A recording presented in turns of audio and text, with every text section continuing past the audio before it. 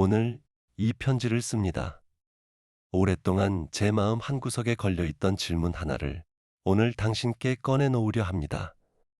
조용한 새벽, 홀로 앉아 있을 때마다 저를 불편하게 만든 질문입니다. 우리가 이 땅에서 가장 거룩하다고 믿는 자리, 곧 예배당의 강단이야말로 원수가 가장 정교하게 자신의 승리를 새겨넣는 무대일 수 있다면 당신은 어떻게 하시겠습니까?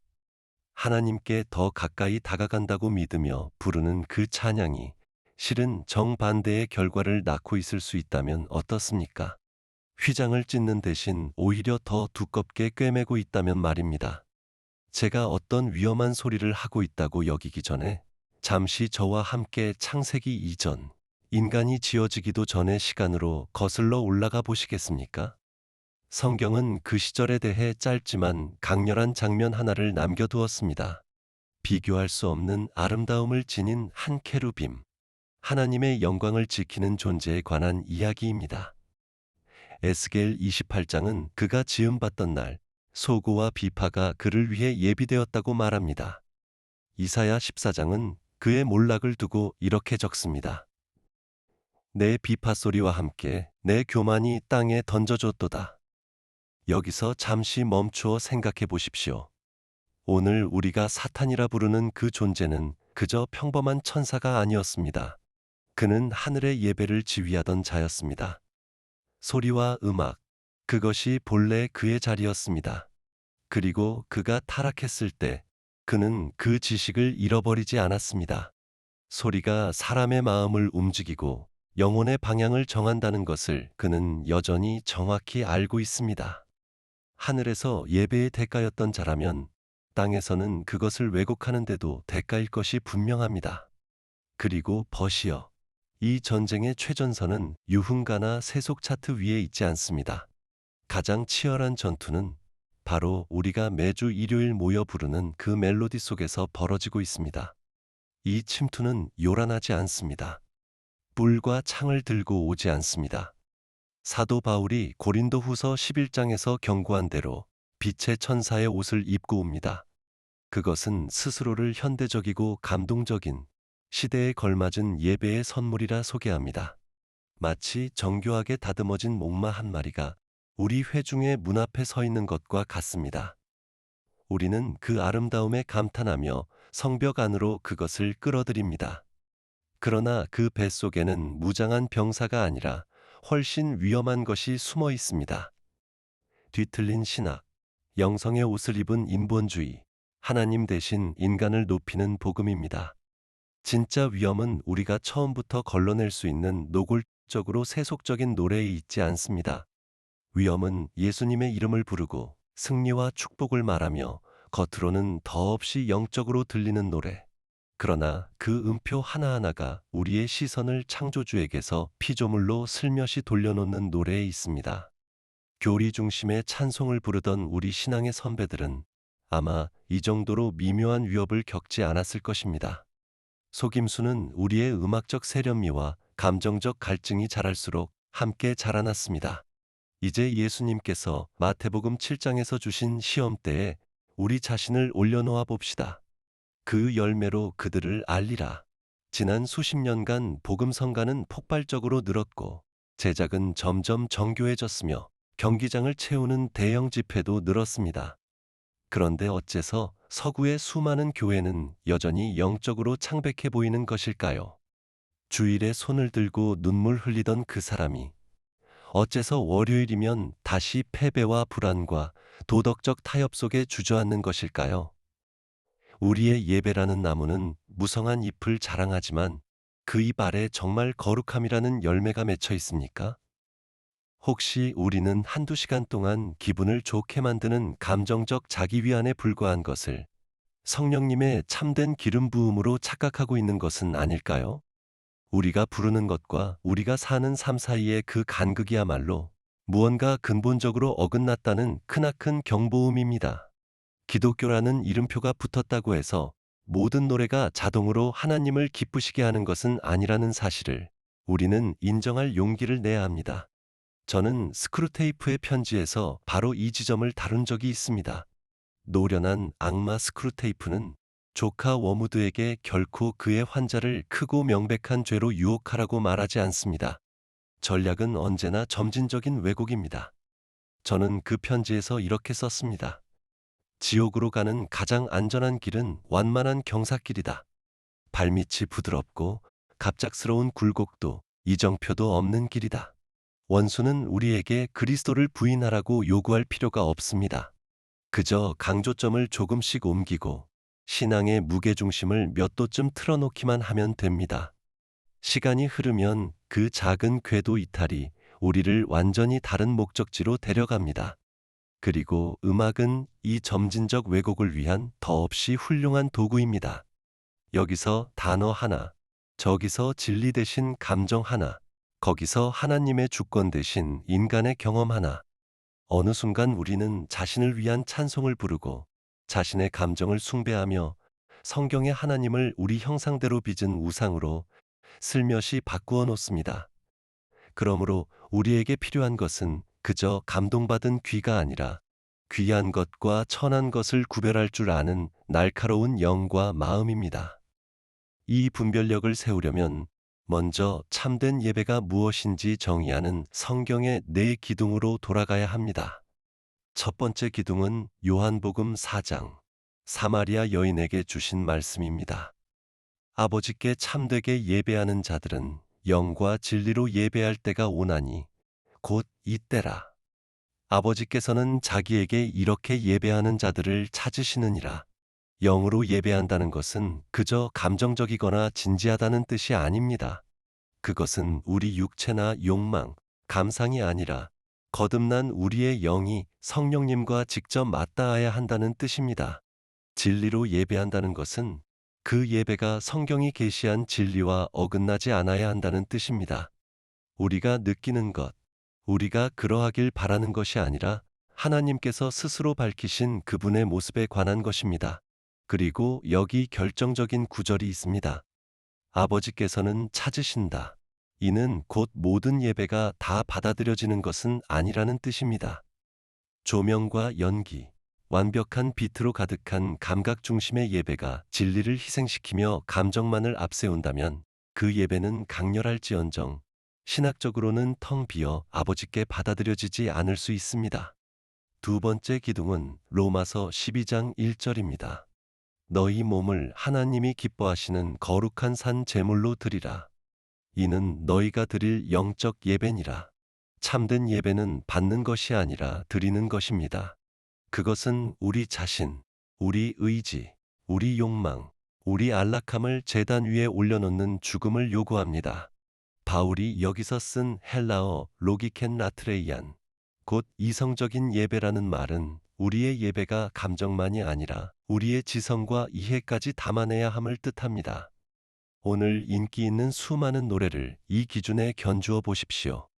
그중 얼마나 많은 곡이 실은 자아를 향한 위로에 불과합니까? 자존감을 높여주고 성공을 약속하는 그 노래들은 희생과는 정반대편에 서 있는 자기 축하의 노래일 뿐입니다. 우리를 안온하게 두며 다 잘 될 거야 라고 속삭이는 노래와 십자가를 지고 자신을 부인하라 부르짖는 노래 사이에는 하늘과 땅만큼의 차이가 있습니다. 세 번째 기둥은 흔히 잊혀지는데 골로새서 3장 16절에 있습니다. 그리스도의 말씀이 너희 속에 풍성히 거하여 모든 지혜로 피차 가르치며 권면하고 시와 찬송과 신령한 노래를 부르며 초대 교회에서 음악의 역할을 보십시오. 그것은 분위기를 조성하는 장치가 아니라 가르치는 도구였습니다. 노래는 건전한 교리가 우리 안에 풍성히 거하게 하는 통로였습니다. 노래는 하나님의 성품을 가르치고 죄를 경계하며 복음의 약속을 되새기게 해야 했습니다. 예배 시간에 부르는 모든 노래는 사실상 노래로 부르는 한 편의 설교입니다. 오늘 우리의 음악 중 얼마나 많은 곡이 이 시험을 통과할까요? 아름다운 멜로디 뒤에 신학적 깊이가 너무 얕아서 마지막 음이 사라짐과 동시에 아무것도 남기지 못하는 노래들이 얼마나 많습니까? 마지막 네 번째 기둥은 하늘 자체입니다. 요한계시록 4장은 하늘의 예배 모범을 보여줍니다. 내 생물과 24장로가 보좌를 둘러싸고 밤낮 외칩니다. 거룩하다, 거룩하다, 거룩하다. 주 하나님 곧 전능하신 이여, 전에도 계셨고 이제도 계시고 장차 오실 이시라. 그들은 엎드려 고백합니다. 우리 주 하나님이여, 영광과 존귀와 권능을 받으시는 것이 합당하오니 주께서 만물을 지으신지라. 만물이 주의 뜻대로 있었고 또 지으심을 받았나이다. 여기 초점을 보십시오. 온전히 하나님 중심입니다. 그분의 거룩하심, 능력, 영원하심, 창조하신 사역만이 있습니다. 천사들이 어떻게 느끼는지에 관한 한마디도, 예배자의 경험에 관한 한 구절도 없습니다. 하늘의 예배는 하나님의 위엄을 향한 압도적이고 배타적인 응답입니다. 만약 우리 땅의 예배가 하나님의 영원한 속성보다 우리의 감정과 투쟁과 승리를 더 많이 말하고 있다면 무언가가 하늘의 기준에서 근본적으로 벗어난 것입니다. 이 네 기둥을 마음에 새기고 이제 우리 안에 들어온 트로이의 목마들을 하나씩 뜯어보겠습니다. 첫 번째는 예배의 옷을 입은 번영 신학입니다. 이 노래들은 하나님을 섬겨야 할 주권자에서 조종에서 원하는 것을 얻어낼 자판기로 슬며시 바꿔놓습니다. 물질적 축복, 원수에 대한 승리, 열정적으로 예배하면 열릴 문에 대한 약속으로 가사가 채워집니다. 내 승리가 왔다, 내 축복을 선포하라 같은 구절은 하나님 자신이 아니라 하나님에게서 얻어낼 무언가에 초점을 맞춥니다. 예배가 거래로 변질되는 것입니다. 이는 빌립보서 3장에서 바울이 그리스도를 아는 지식의 고귀함 앞에서 자신의 모든 업적을 배설물로 여겼다고 고백한 것과 정면으로 부딪힙니다.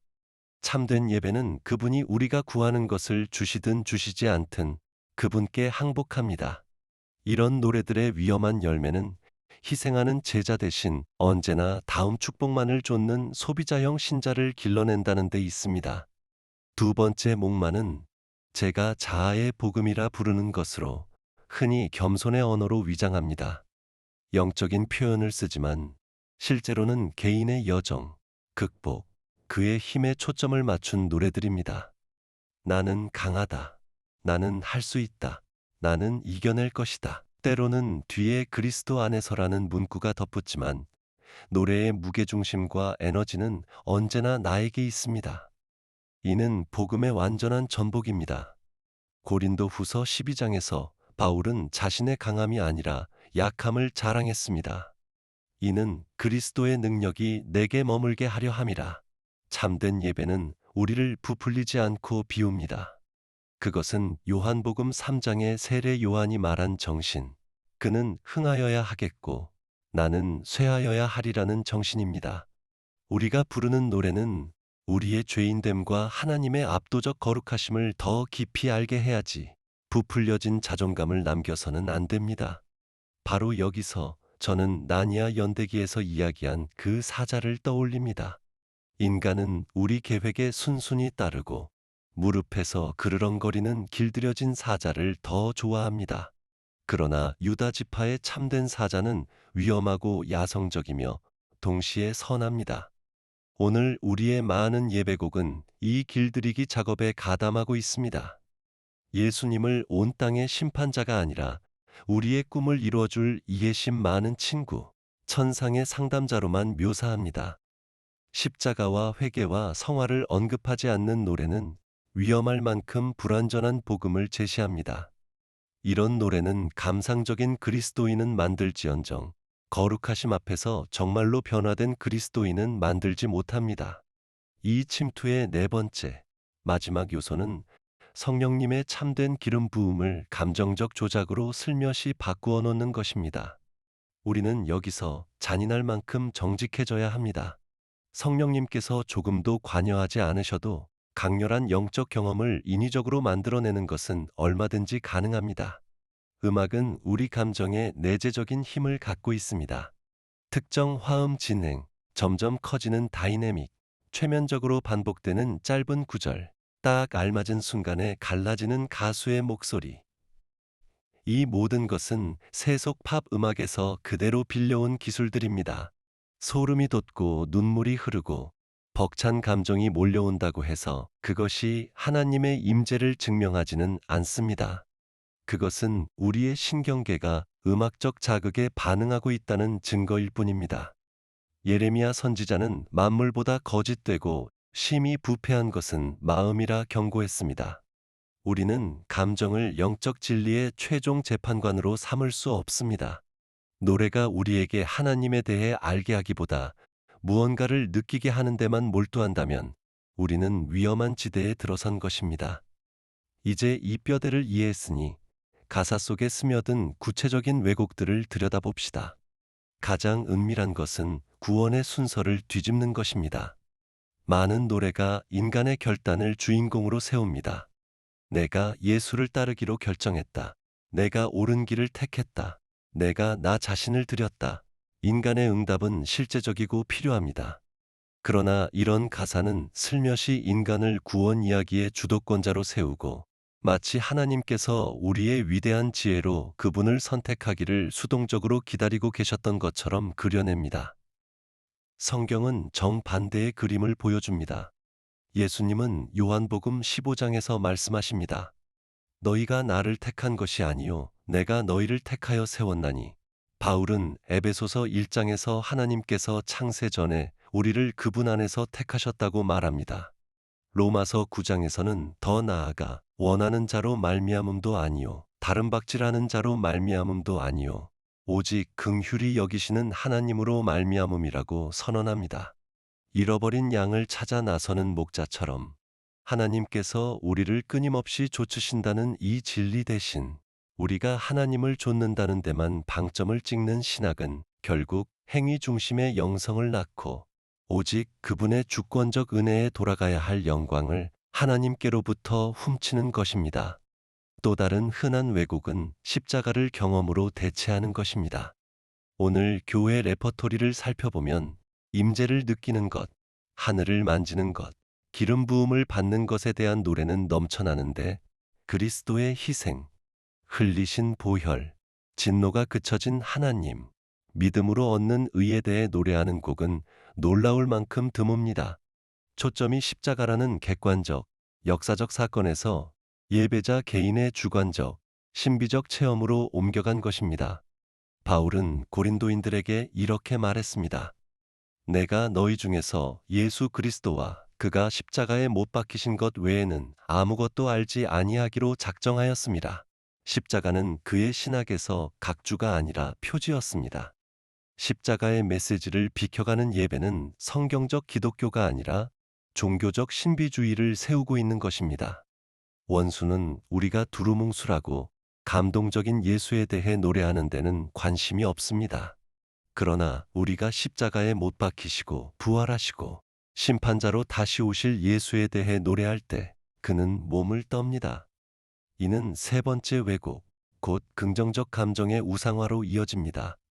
많은 복음성가에서 하나님이나 예수라는 단어를 지운다면 그저 자기계발 노래나 세속의 동기부여 찬가와 구별하기 어려울 것입니다. 끝없는 행복, 갈등 없는 평화, 싸움 없는 승리를 약속하는 그 노래들은 기독교인의 삶이 아무 굴곡 없는 오르막이라는 비현실적인 기대를 심어줍니다. 그러나 성경은 그 반대를 말합니다. 바울은 디모데에게 경고합니다.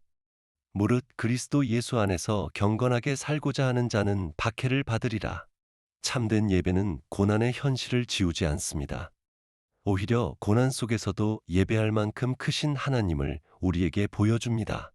상황에 좌우되는 행복과 상황을 초월하는 성령의 열매인 기쁨 사이에는 결정적인 차이가 있습니다.